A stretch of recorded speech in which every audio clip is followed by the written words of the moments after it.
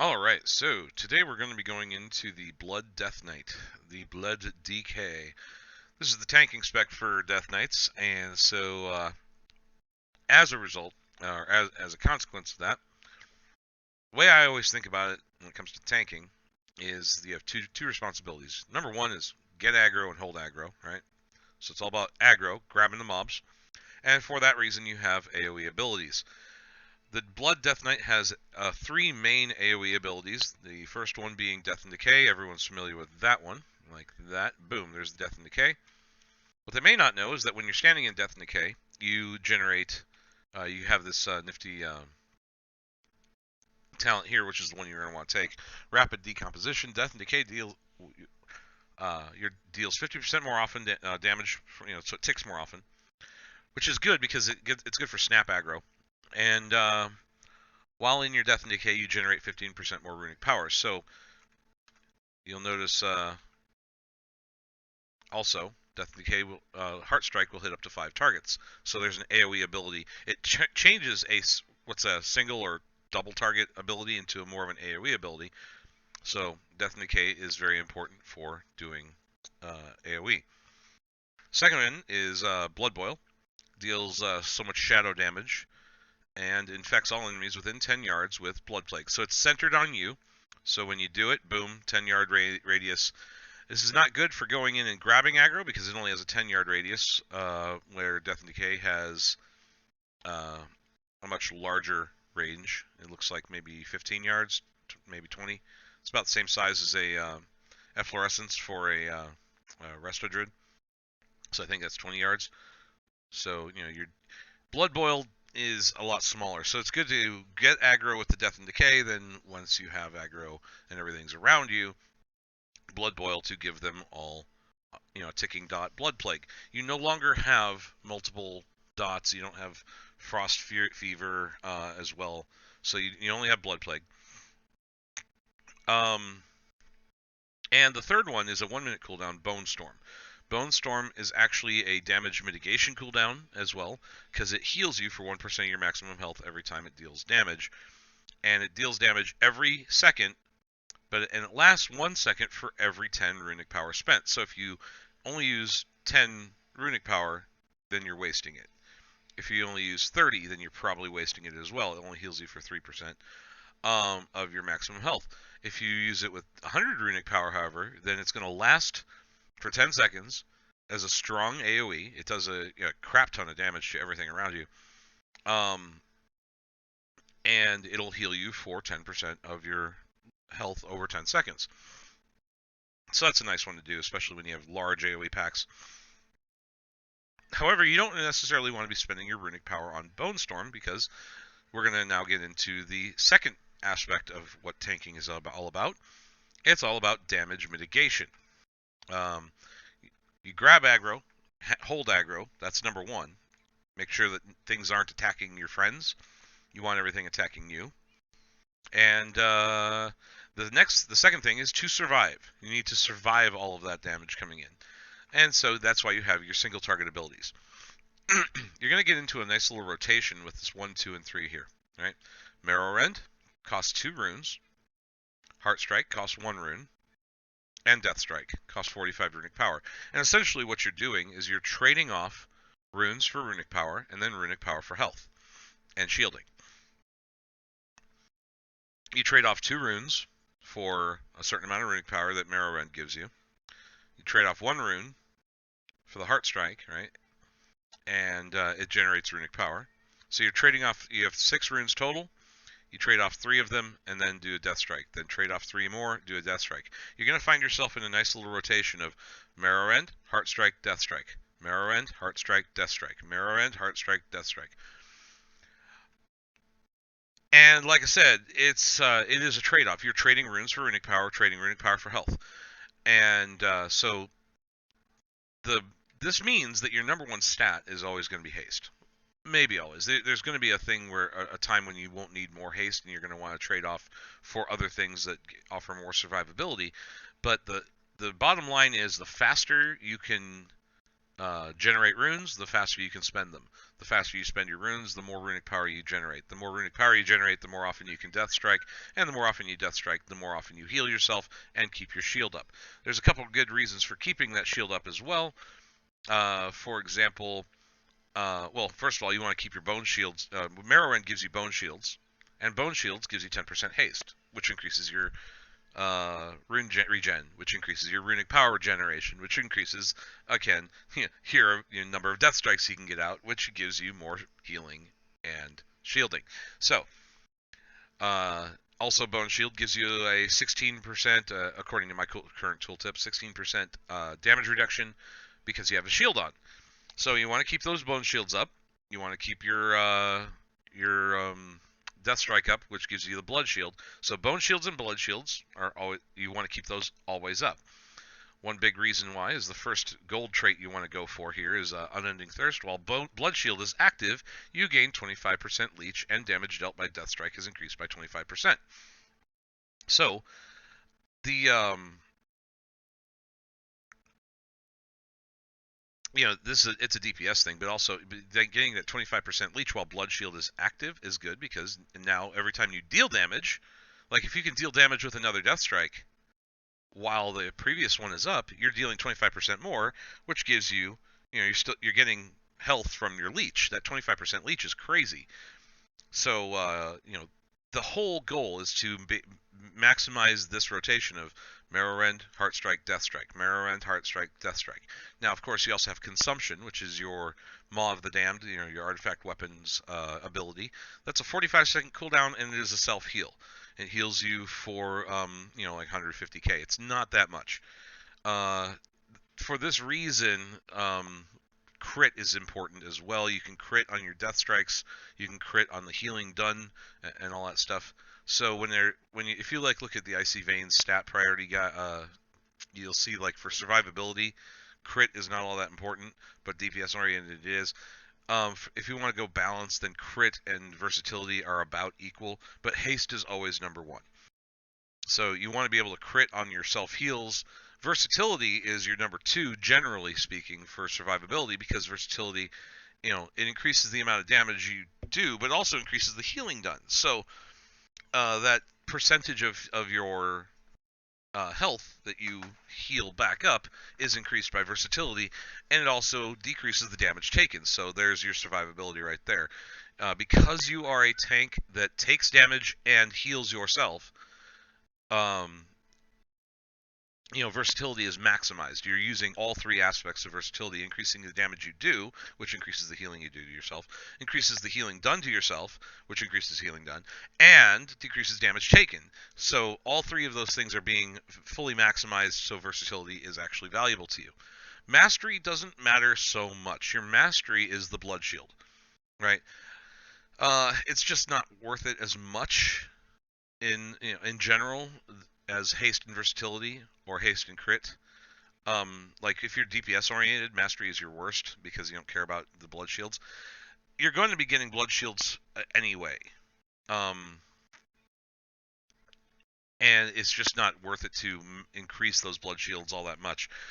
Haste is far more important because it's like, instead of having bigger shields, you have shields more often. And so that's why haste is important. So anyway, as far as talents are concerned, Heartbreaker Heartstrike generates 3 additional runic power per target hit, and by default it hits 2 targets, up to 2 targets. When you're standing in your Death and Decay, it hits up to 5 targets, right? And when you're standing in Death and Decay, you generate 15% more runic power. So think about this. You have your Death and Decay down, you have 5 targets, you Heartstrike, you hit all 5 of them. Well, it generates 3 runic power per additional enemy struck. Right, so you're hitting 5 targets times 3, or per additional enemy struck. Okay, so it generates 8 as a base, plus 5 times 4, or I'm sorry, 3 times 4. So you're generating a lot more runic power if you're in your Death and Decay when you Heartstrike. So, like, you're going to go in, Death and Decay, they all come to you, you Blood Boil to infect them all, then Marrow-Rend, Heartstrike, Deathstrike. That's your base rotation for any pull, right? Another thing is, this Red Thirst is great, because you have Vampiric Blood. That's a 1.5 minute cooldown. Every time you spend 6 runic power, it's reduced by 1 second on that cooldown. So you want to use your vampiric blood as often as possible. You're going to be able to use it a lot more often because you're spending, with haste, you're generating runes faster, which means you're generating runic power faster, which means you're spending runic power faster, which means you're reducing the cooldown on vampiric blood faster. You see how it all synergizes and works together? Increases your vampiric blood increases your maximum health by 45% and increases all healing received by 45% for 10 seconds. So that's a nice survivability cooldown. If you're low on health, you're going to want to use vampiric blood to increase your maximum health. And keep in mind, Deathstrike heals you for a minimum of 10% of your maximum health.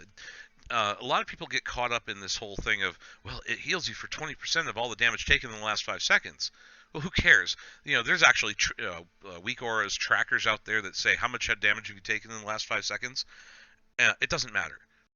Don't try and micromanage it to that point, because then you end up sitting there like, well, should I use it now or should I wait until I take more damage so that I can heal for more damage? No, just freaking use it now, because it has a minimum of 10% of the damage of your health that it'll heal. So, if you're eventually you're going to be at like 5 million health. 10% is 500k.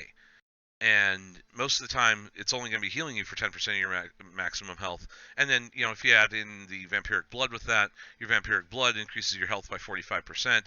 So that's increasing the minimum damage healed by your Deathstrike. Just frickin' use it. I mean, think about it. You're going to be getting back to another Deathstrike. You can get back to another one within 3 global cooldowns. Who cares? 3 global cooldowns, that's only, 4.5 seconds anyway without haste. If you don't even have any haste, it's, within 5 seconds. So don't wait for the perfect time to Deathstrike to, maximize that. If you take a huge hit, you're going to want to Deathstrike within the next 5 seconds anyway. You're going to be Deathstriking within the next 5 seconds. Chances are. So yeah, there's that. Let me see. Tightening Grasp is huge. Gorfine's Grasp, that's a nice little AoE ability. It's good for grabbing a shit ton of mobs all at once and making sure they're all in front of you instead of all spread out. So it's normally a 3-minute cooldown. That's a good talent to have. And Foul Bulwark is good because each charge of Bone Shield increases your maximum health by 2%. So you can have up to 10 charges. You want to maximize that, right? And there's also another one, Ossuary. While you have at least 5 Bone Shield charges, the cost of Deathstrike is reduced by 5 runic power, right? So you're spending less to get the same amount, so Deathstrike is going to be 40 runic power instead of 45. So one of your goals is to keep your Marrow Rend going all the time, and the only way to do that, this is why haste is so important, the only way to keep your Marrow Rend above 5 and as maximum as possible, so you get your a full 10% or 20% maximum health from Foul Bulwark, is to have a lot of haste, because you need to be rebuilding those charges faster than they're falling off of you. So the attack speed of the the incoming attacks matters. It's not going to happen when you're doing an AoE pull, but on a single target, the more haste you have, the better chance of keeping your Bone Shield stacks over 5, and you want to have it up to 10 at almost all times. I started off tanking as a Death Knight thinking I don't want to waste a Marrow Rend if it's only going to give me 1 additional Bone Shield. Like if I have 9, I wasn't going to Marrow Rend again. But Marrow Rend is not necessarily for getting the Bone Shields up. It's for generating runic power in that rotation. I mean, if you are at 9 or 10 stacks, you could just Heart Strike 3 times rather than Marrow Rend, then Heart Strike, to spend those 3 before you do another Death Strike. You can, it's not necessary. Now, one thing to keep in mind, Consumption has a 45-second cooldown. The heal on it is not all that great because it's only 150k, and it doesn't generate runic power for you. So this is just an emergency heal as far as I'm concerned. It's something you can throw into your rotation if necessary. So that's why I have it off my bar, right? Anyway, so that gives you a nice little overview there. And I'm going to do a quick dungeon here. I'm going to queue up, use that nice instant dungeon queue thing. to show you all of this stuff in action. Now, keep in mind, I'm only 821 at item level on this tune. I've only had this tune at 110 for about 2 weeks now, and it's like my 6th tune. But I've learned all this stuff on my own. And here's the really messed up thing. There's a lot of tanks out there that play this kind of a tune. They don't know anything about it. It's their main. So it's one of the things I'm trying to help people out with is, hey, this is how it all works, right? And in general, I've been playing this game for 10 years, or maybe 8.5. There's nothing new under the sun. Most of the classes, if you're a tank, you have the same generalized things. Hey, get aggro, survive, right? Get aggro, survive. Okay, here's the question: how many DPS are we gonna clear out of the queue? Oh, maybe. Come on. Don't be AFK. Don't be AFK.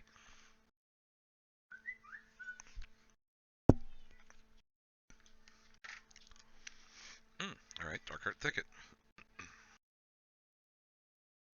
All right, let's watch our healer. See if he's available here. See if he's here. Come on. Get moving. All right, he's moving. All right, now we can go. So I'm going to go in, and I'm just going to use this Death's Caress to pull with. Death and Decay, Marrow Rend, Heart Strike, Death Strike. Get that Blood Shield up.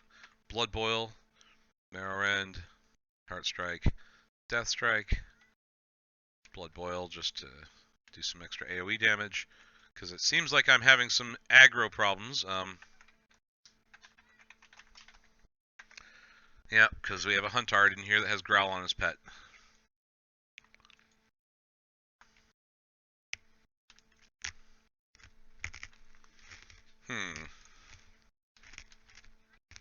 Marrow Rend, Heart Strike, Death Strike, Blood Boil.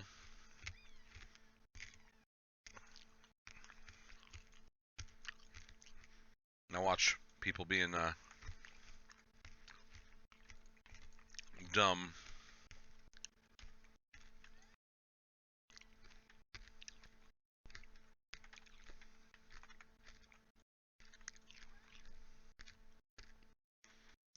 I did my Gorfine's Grasp on the wrong thing. Oops. I meant to do it on the Grizzly. Marrow Rend, Heart Strike, Death Strike. See what I'm doing here? Blood Boil. I just, set it up in those 4 things. In general, that's all you need to do. And I throw in the Blood Boil because, hey, you have 2 charges, you might as well use it. And it helps to do that to maintain aggro. Just to do some AoE damage. Of course, Heart Strike's hitting multiple things as well. Alright, Death and Decay, Marrow Rend, Heart Strike, Death Strike. I think you get the point.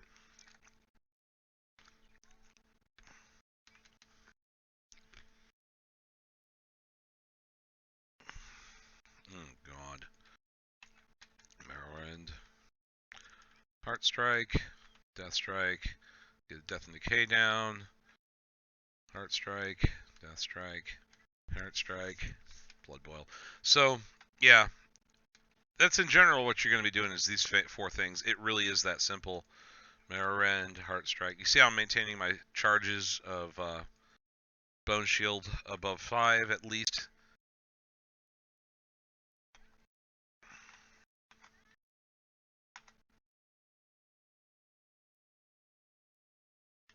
And we're not doing that world quest, so.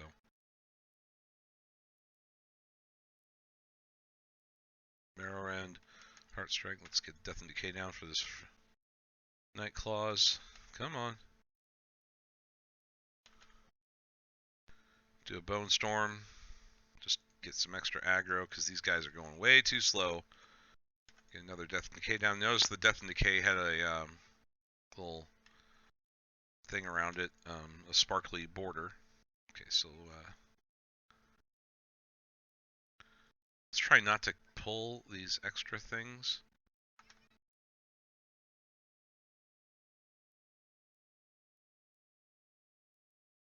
And they're gonna pull them, I'm sure.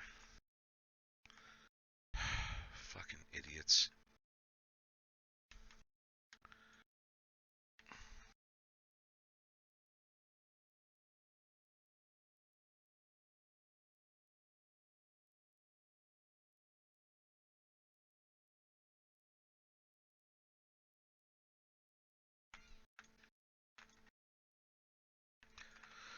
I hate having people side pull because they're fucking stupid. And this demon hunter he's constantly going ahead and anticipating where I'm gonna go, and he's fucking wrong.